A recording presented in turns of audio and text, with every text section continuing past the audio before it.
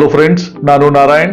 ಸ್ನೇಹಿತರೆ, ನಮ್ಮ ದೇಶದ ಉಕ್ಕಿನ ಮನುಷ್ಯ ಎಂದೇ ಪ್ರಖ್ಯಾತರಾದ ಸರ್ದಾರ್ ವಲ್ಲಭಾಯ್ ಪಟೇಲ್ ಅವರ ಮಾರ್ಗದರ್ಶನದಲ್ಲಿ ಶುರು ಆದದ್ದೇ ಗುಜರಾತ್ ರಾಜ್ಯದ ಅಮೂಲ್ ಸಂಸ್ಥೆ. ಅಮೂಲ್ ಎಂದರೆ ಆನಂದ್ ಮಿಲ್ಕ್ ಯೂನಿಯನ್ ಲಿಮಿಟೆಡ್ ಎಂದು 1946ರಲ್ಲಿ ಗುಜರಾತ್ ರಾಜ್ಯದ ಆನಂದ್ ಪ್ರಾಂತ್ಯದಲ್ಲಿ ಉತ್ಪಾದನೆ ಆಗುವ ಹಾಲನ್ನು ಕೋಆಪರೇಟಿವ್ಗಳ ಮೂಲಕ ಶೇಖರಣೆ ಮಾಡಿ ಮುಂದೆ ಮುಂಬೈನಂತ ದೊಡ್ಡ ನಗರದಲ್ಲಿ ರೈತರಿಂದ ಶೇಖರಣೆ ಆದ ಹಾಲನ್ನು ನೇರವಾಗಿ ಗ್ರಾಹಕರಿಗೆ ಮಾರುವ ಒಂದು ಪದ್ಧತಿ ಶುರುವಾಗುತ್ತದೆ. ಮುಂದೆ 1949ರಲ್ಲಿ ಈ ಕೋಆಪರೇಟಿವ್ ಸಂಸ್ಥೆಗೆ ಭಾರತ ಸರ್ಕಾರದಿಂದ ನಿಯುಕ್ತಿಯಾಗುವ ವರ್ಗೀಸ್ ಕುರಿಯನ್ ಅವರು ಇನ್ನು ಹಲವಾರು ಕೋಆಪರೇಟಿವ್ಗಳನ್ನು ಸ್ಥಾಪಿಸಿ ಮುಂದೆ ಈ ಸಣ್ಣ ಕೋಆಪರೇಟಿವ್ಗಳ ಯೂನಿಯನ್ಗಳನ್ನು ನಿರ್ಮಾಣ ಮಾಡಿ ಈ ಕೋಆಪರೇಟಿವ್ ಯೂನಿಯನ್ ಸಂಸ್ಥೆಗಳ ಅಡಿಯಲ್ಲಿ ಹಾಲಿನ ಕ್ರಾಂತಿಯನ್ನೇ ಶುರು ಮಾಡುತ್ತಾರೆ. ಇದೇ ರೀತಿ 1955ರಲ್ಲಿ ನಮ್ಮ ಕರ್ನಾಟಕದ ಕೊಡಗು ಜಿಲ್ಲೆಯ ಕುಡಿಗೆ ಗ್ರಾಮದಲ್ಲಿ ಒಂದು ಹಾಲು ಉತ್ಪಾದಕರ ಕೋಆಪರೇಟಿವ್ ಪ್ರಾರಂಭ ಆಗುತ್ತದೆ.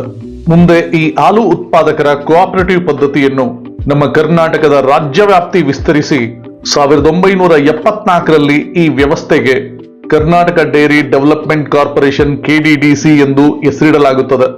ವರ್ಲ್ಡ್ ಬ್ಯಾಂಕಿನ ಸಹಾಯದಿಂದ ಪ್ರಾರಂಭ ಆಗುವ ಈ ಸಂಸ್ಥೆ ನಮ್ಮ ಭಾರತ ದೇಶದಲ್ಲೇ ವರ್ಲ್ಡ್ ಬ್ಯಾಂಕಿನ ಸಹಾಯದಿಂದ ಪ್ರಾರಂಭ ಆದ ಮೊದಲನೇ ಡೈರಿ ಡೆವಲಪ್ಮೆಂಟ್ ಪ್ರಾಜೆಕ್ಟ್ ಎಂಬ ಹೆಗ್ಗಳಿಕೆಯನ್ನು ಪಡೆಯುತ್ತದೆ. ಮುಂದೆ 1984ರಲ್ಲಿ ಈ ಸಂಸ್ಥೆಗೆ KMF ಕರ್ನಾಟಕ ಮಿಲ್ಕ್ ಫೆಡರೇಷನ್ ಎಂದು ಹೆಸರು ಬದಲಾಯಿಸಲಾಗುತ್ತದೆ. ಅಂದು ಕುಡಿಗೆ ಗ್ರಾಮದಲ್ಲಿ ಪ್ರಾರಂಭವಾದ ಒಂದು ಸಣ್ಣ ಕೋಆಪರೇಟಿವ್ ಇಂದು 15,737 ಕೋಆಪರೇಟಿವ್ಗಳು, 15 ಕೋಆಪರೇಟಿವ್ ಯೂನಿಯನ್ಗಳು, 22,000 ಗ್ರಾಮಗಳು, 26.7 ಲಕ್ಷ ಹಾಲು ಉತ್ಪಾದಕರನ್ನು ಒಳಗೊಂಡಿರುವ ನಮ್ಮ KMF ಪ್ರತಿದಿನ 100 ಲಕ್ಷ ಲೀಟರ್ ಹಾಲು ಉತ್ಪಾದನೆ ಮಾಡುತ್ತಿದೆ. ಈ KMF ಸಂಸ್ಥೆಯ ಪ್ರತಿ ವರ್ಷದ ಟರ್ನ್ ಓವರ್ 25,000 ಕೋಟಿಗೂ ಹೆಚ್ಚಿದ್ದು KMF ತನ್ನ ಉತ್ಪನ್ನಗಳನ್ನು ಪ್ರಪಂಚದ 25 ದೇಶಗಳಿಗೆ ರಫ್ತು ಮಾಡುತ್ತಿದ್ದು KMF ನಮ್ಮ ದೇಶದ 2ನೇ ಅತಿ ದೊಡ್ಡ ಹಾಲು ಉತ್ಪಾದನೆ ಮಾಡುವ ಸಂಸ್ಥೆ ಆಗಿದೆ ಮತ್ತು KMF ಸಂಸ್ಥೆ ದಕ್ಷಿಣ ಭಾರತದ ಅತಿ ದೊಡ್ಡ ಹಾಲು ಉತ್ಪಾದನೆ ಮಾಡುವ ಸಂಸ್ಥೆ ಎಂಬ ಹೆಗ್ಗಳಿಕೆಯನ್ನು ಪಡೆದಿದೆ. ನಮ್ಮ KMF ಸಂಸ್ಥೆಯ ಉತ್ಪನ್ನಗಳಾಗಿರುವ ನಂದಿನಿ ಹಾಲು, ಮೊಸರು, ತುಪ್ಪ ಮತ್ತು ಇತರೆ ನಂದಿನಿ ಹೆಸರಿನ ಉತ್ಪನ್ನಗಳು ನಮ್ಮ ಕರ್ನಾಟಕದ ಪ್ರತಿ ಮನೆಯಲ್ಲಿಯೂ ಉಪಯೋಗಿಸುವಂತಹ ಪದಾರ್ಥಗಳಾಗಿವೆ. ಈ ನಂದಿನಿ ಉತ್ಪನ್ನಗಳಿಗೆ 1996ರಲ್ಲಿ ಇದರ ಬ್ರ್ಯಾಂಡ್ ಅಂಬಾಸಿಡರ್ ಆಗಿ ಪ್ರಪ್ರಥಮ ಬಾರಿಗೆ ಆಯ್ಕೆ ಆದವರು ನಮ್ಮ ಕನ್ನಡದ ಹೆಮ್ಮೆ ನಟ ಸಾರ್ವಭೌಮ ಡಾಕ್ಟರ್ ರಾಜ್ಕುಮಾರ್ ಅವರು.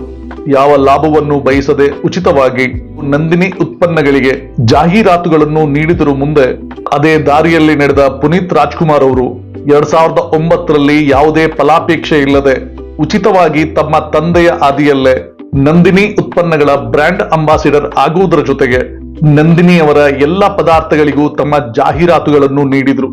ಈಗ ಅದೇ ಹಾದಿಯಲ್ಲಿ ಡಾಕ್ಟರ್ ಶಿವರಾಜ್ ಕುಮಾರ್ ಅವರು ಸಹಿತ ಸೇವೆಯನ್ನು ಸಲ್ಲಿಸುತ್ತಿದ್ದಾರೆ.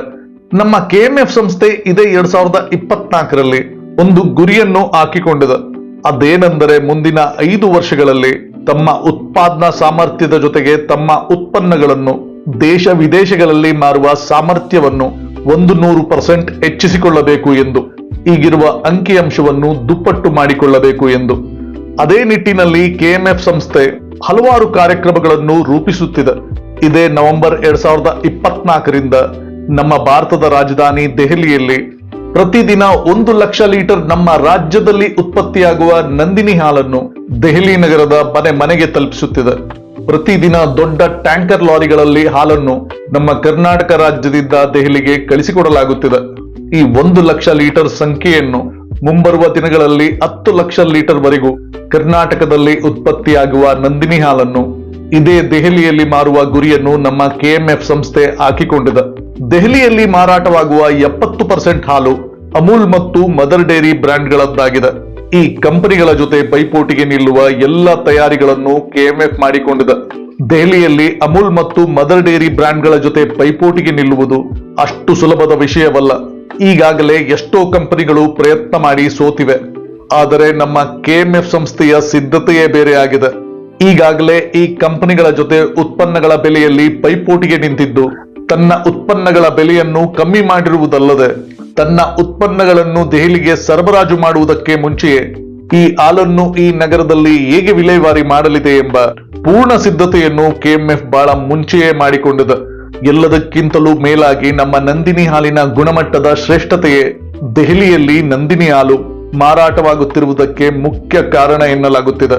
ನಂದಿನಿ ಹಾಲನ್ನು ಈಗಾಗಲೇ ಮಹಾರಾಷ್ಟ್ರ ಮತ್ತು ಗೋವಾ ರಾಜ್ಯಕ್ಕೆ ಸರಬರಾಜು ಮಾಡಲಾಗುತ್ತಿದ್ದು, ಇದೇ ರೀತಿಯಲ್ಲಿ ಮುಂದೆ ಮಧ್ಯಪ್ರದೇಶ, ರಾಜಸ್ಥಾನ ಮತ್ತು ನಾರ್ತ್ ಈಸ್ಟ್ ರಾಜ್ಯಗಳಲ್ಲಿಯೂ ನಮ್ಮ ರಾಜ್ಯದಲ್ಲಿ ಉತ್ಪತ್ತಿಯಾಗುವ ನಂದಿನಿ ಹಾಲನ್ನು ಮಾರಾಟ ಮಾಡುವ ವ್ಯವಸ್ಥೆಯನ್ನು ಕೆಎಂಎಫ್ ಸಂಸ್ಥೆ ರೂಪಿಸುತ್ತಿದೆ. ಕೆಎಂಎಫ್ ಸಂಸ್ಥೆ ಈಗಾಗಲೇ ಇರುವ ತಮ್ಮ 65 ಉತ್ಪನ್ನಗಳ ಜೊತೆ ಇನ್ನು ಹಲವಾರು ಉತ್ಪನ್ನಗಳನ್ನು ಹೊಸದಾಗಿ ಪ್ರಾರಂಭ ಮಾಡುವ ಗುರಿಯನ್ನು ಹಾಕಿಕೊಂಡಿದೆ. ಸ್ಪ್ಲಾಶ್ ಮತ್ತು ಬೌನ್ಸ್ ಎಂಬ 2 ಹೊಸ ಉತ್ಪನ್ನಗಳನ್ನು ಮಾರುಕಟ್ಟೆಗೆ ತರುವ ಸಿದ್ಧತೆಯನ್ನು ಕೆಎಂಎಫ್ ಸಂಸ್ಥೆ ಮಾಡಿಕೊಳ್ಳುತ್ತಿದೆ. ಪ್ರೋಟೀನ್ ಮತ್ತು ಕಾರ್ಬೊನೇಟೆಡ್ ಡ್ರಿಂಕ್ ಆಗಿರುವ ಈ ಉತ್ಪನ್ನಗಳನ್ನು ಇದೇ T20 ವರ್ಲ್ಡ್ ಕಪ್ ನ ಹೊತ್ತಿಗೆ ಲಾಂಚ್ ಮಾಡುವ ಸಿದ್ಧತೆಯನ್ನು ಕೆಎಂಎಫ್ ಸಂಸ್ಥೆ ಮಾಡಿಕೊಳ್ಳುತ್ತಿದೆ. ಇನ್ನು ಇಂಟರ್ನ್ಯಾಷನಲ್ ಮಟ್ಟದಲ್ಲಿ ನಮ್ಮ ನಂದಿನಿ ಪದಾರ್ಥಗಳನ್ನು ಈಗಾಗಲೇ ಮಿಡಲ್ ಈಸ್ಟ್ ದೇಶಗಳಲ್ಲಿ ಸಿಂಗಪುರ್, ಭೂತಾನ್, ಮಯನ್ಮಾರ್ ಮತ್ತು ಯುಎಸ್ ಗಳಿಗೂ ರಫ್ತು ಮಾಡಲಾಗುತ್ತಿದ್ದು, ಮುಂದಿನ ದಿನಗಳಲ್ಲಿ ನಂದಿನಿ ಮಿಲ್ಕ್ ಪಾರ್ಲರ್ಗಳನ್ನು ಅಬುದಾಬಿ ಮತ್ತು ಯುಎಸ್ ಗಳಲ್ಲಿ ಪ್ರಾರಂಭಿಸುವ ತಯಾರಿಯನ್ನು ಮಾಡಿಕೊಳ್ಳುತ್ತಿದೆ. ಈಗಾಗಲೇ ಪ್ರತಿ 3 ತಿಂಗಳಿಗೆ ಒಮ್ಮೆ 1 ಕಂಟೈನರ್ ನಂದಿನಿ ತುಪ್ಪ ಮತ್ತು ಸಿಹಿ ಪದಾರ್ಥಗಳನ್ನು ಯುಎಸ್ಗೆ ಎಕ್ಸ್ಪೋರ್ಟ್ ಮಾಡಲಾಗುತ್ತಿದ್ದು, ಮುಂದೆ ಇದನ್ನು ಇತರೆ ದೇಶಗಳಿಗೂ ವ್ಯಾಪಿಸಲಾಗುವುದು ಎಂದು ಹೇಳಲಾಗುತ್ತಿದೆ. ಮುಂದೆ T20 ವರ್ಲ್ಡ್ ಕಪ್ ನಲ್ಲಿ ಆಡಲಿರುವ ಐರ್ಲೆಂಡ್ ಮತ್ತು ಸ್ಕಾಟ್ಲೆಂಡ್ ತಂಡಗಳಿಗೆ ನಂದಿನಿ ಬ್ರ್ಯಾಂಡ್ ಸ್ಪಾನ್ಸರ್ ಆಗಿದ್ದು, ಮುಂದೆ ನಡೆಯಲಿರುವ ವರ್ಲ್ಡ್ ಕಪ್ ನಲ್ಲಿ ಈ ತಂಡಗಳು ನಂದಿನಿ ಎಂಬ ಕನ್ನಡದಲ್ಲಿ ಮತ್ತು ಇಂಗ್ಲಿಷ್ ನಲ್ಲಿ ಹೆಸರಿರುವ ಜರ್ಸಿಗಳನ್ನು ಈ ತಂಡಗಳು ತೊಟ್ಟು ಆಡುವುದನ್ನು ಇಡೀ ಪ್ರಪಂಚ ನೋಡಲಿದೆ. ಮುಂದಿನ ಇಂಡಿಯನ್ ಸೂಪರ್ ಲೀಗ್ ನಲ್ಲಿಯೂ ನಂದಿನಿ ಬ್ರ್ಯಾಂಡ್ ಸೆಂಟ್ರಲ್ ಪಾರ್ಟ್ನರ್ ಆಗಿದೆ ಅಲ್ಲದೆ ಮುಂದಿನ ಪ್ರೋ ಕಬಡ್ಡಿ ಸ್ಪಾನ್ಸರ್ಶಿಪ್ ಅನ್ನು ಸಹಿತ ಪಡೆಯಲಿದೆ. ಒಂದು ಸಣ್ಣ ಗ್ರಾಮದಲ್ಲಿ ಒಂದು ಕೋಆಪರೇಟಿವ್ ಆಗಿ ಹುಟ್ಟಿ ಲಕ್ಷಾಂತರ ಕುಟುಂಬಗಳು ಸ್ವಾವಲಂಬಿಯಾಗಿ ಜೀವನ ಮಾಡಲು ಸಹಾಯ ಮಾಡಿ ತನ್ನ ಸೇವೆಯನ್ನು ಸಲ್ಲಿಸುತ್ತಿರುವ ನಮ್ಮ ರಾಜ್ಯದ ಹೆಮ್ಮೆಯ ಸಂಸ್ಥೆ ಕೆಎಂಎಫ್ ಹಿಂದೆ 2023ರಲ್ಲಿ ಬಿಜೆಪಿ ಪಕ್ಷದ ಸರ್ಕಾರ ನಮ್ಮ ರಾಜ್ಯದಲ್ಲಿದ್ದಾಗ ಅಮೂಲ್ ಸಂಸ್ಥೆಯ ಜೊತೆ ನಂದಿನಿಯನ್ನು ಸೇರಿಸುವ ಮಾತುಗಳು ನಡೆದಿತ್ತು. ಮುಂದೆ ಅಮೂಲ್ ನಮ್ಮ ಕರ್ನಾಟಕದಲ್ಲಿ ತನ್ನ ಹಾಲು ಮಾರುವ ತಯಾರಿ ಮಾಡುತ್ತಿರುವುದಾಗಿ ತಿಳಿಸುತ್ತದೆ. ಆದ್ರೆ 1 ಲೀಟರ್ ಹಾಲನ್ನು 39 ರೂಪಾಯಿ ಬೆಲೆಗೆ ಮಾರುತ್ತಿರುವ ನಂದಿನಿಯ ಮುಂದೆ 1 ಲೀಟರ್ ಹಾಲನ್ನು 52 ರೂಪಾಯಿಗೆ ಮಾರುವ ಅಮೂಲ್ ಯಾವ ಕಾಲಕ್ಕೂ ನಮ್ಮ ಕರ್ನಾಟಕದಲ್ಲಿ ತನ್ನ ಹಾಲನ್ನು ಮಾರುವುದಕ್ಕೆ ಸಾಧ್ಯವಿಲ್ಲ. ಗ್ರಾಮೀಣ ಕರ್ನಾಟಕದ ಜನರ ಜೀವನ ಮತ್ತು ಬದುಕಿನ ಒಂದು ಭಾಗ ಆಗಿರುವ ಕೆಎಂಎಫ್ ಸಂಸ್ಥೆಯ ಜೊತೆ ಪೈಪೋಟಿ ಮಾಡಲು ಯಾವ ಗುಜರಾತಿ ಕಂಪನಿಗಳಿಂದಲೂ ಸಾಧ್ಯವಾಗುವುದಿಲ್ಲ. ಹಿಂದೆ ಈ ವಿಷಯಕ್ಕೆ ನಮ್ಮ ಕನ್ನಡಿಗರು ಈಗಾಗಲೇ ಸರಿಯಾದ ಉತ್ತರವನ್ನು ಕೊಟ್ಟಿದ್ದಾರೆ. ನಮ್ಮ ರಾಜ್ಯದ ಹೆಮ್ಮೆಯ ಸಂಸ್ಥೆ ಕೆಎಂಎಫ್ ಹಲವಾರು ಜನ ಈ ಸಂಸ್ಥೆಯನ್ನು ಕಟ್ಟಲು ತಮ್ಮ ನಿಸ್ವಾರ್ಥ ಸೇವೆಯನ್ನು ಮಾಡಿದ್ದಾರೆ. ವರ್ಗೀಸ್ ಕುರಿಯನ್ ಅವರಂತ ಇನ್ನು ಅನೇಕರು ನಮ್ಮ ದೇಶದಲ್ಲಿ ಹುಟ್ಟಬೇಕು ಮತ್ತು ನಮ್ಮ ಡೆವಲಪಿಂಗ್ ಕಂಟ್ರಿ ಭಾರತವನ್ನು ಮುಂದೆ ಡೆವಲಪ್ಡ್ ಕಂಟ್ರಿ ಭಾರತವನ್ನಾಗಿ ಮಾಡಬೇಕು. ಅದಕ್ಕಾಗಿ ಎಲ್ಲ ಭಾರತೀಯರು ಜಾತಿ, ಧರ್ಮ, ಮೇಲು ಕೀಳು ಎಲ್ಲವನ್ನೂ ಹಿಂದಿಟ್ಟು ದೇಶವನ್ನು ಆಳುವುದಕ್ಕೆ ಉತ್ತಮ ಜನರನ್ನು ಆಯ್ಕೆ ಮಾಡಬೇಕು ಮತ್ತು ನಾವು ಉತ್ತಮ ನಾಗರಿಕರಾಗಿ ಬದುಕಬೇಕು ಎಂಬ ನನ್ನ ಮನದ ಮಾತು ತಿಳಿಸುತ್ತಾ ನಾನು ನಾರಾಯಣ್. ಸ್ನೇಹಿತರೆ, ನಿಮ್ಗೆ ಈ ವಿಡಿಯೋ ಇಷ್ಟ ಆಗಿದ್ದಲ್ಲಿ ಲೈಕ್ ಮಾಡಿ, ಶೇರ್ ಮಾಡಿ, ಸಬ್ಸ್ಕ್ರೈಬ್ ಮಾಡ್ಕೊಳ್ಳಿ. ಮತ್ತೆ ನಿಮ್ಮ ಅನಿಸಿಕೆ ಅಭಿಪ್ರಾಯನ ಖಂಡಿತ ಕಮೆಂಟ್ ಬಾಕ್ಸ್ ಅಲ್ಲಿ ತಿಳಿಸಿ. ನಮ್ಮ ಈ ವಿಡಿಯೋನ ಇಲ್ಲಿವರೆಗೂ ನೋಡಿದ್ದಕ್ಕೆ ಥ್ಯಾಂಕ್ ಯು, ಧನ್ಯವಾದ, ನಮಸ್ಕಾರ.